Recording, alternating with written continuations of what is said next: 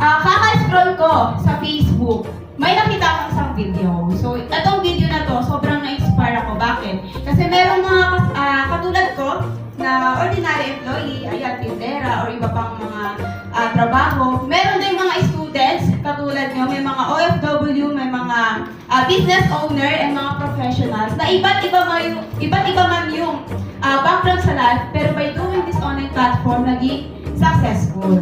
Ayan. So, dito ka na nakilala yung Technocrat community. So, palakpakan naman natin. So, Technocrat community,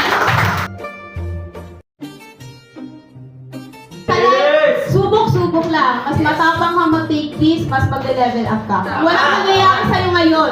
Kung nasa ang posisyon ka, it's time para sumubok ng mga bago sa buhay. Ito, kung ako isang former sales lady na kaya ko ang tanong, anong kaya?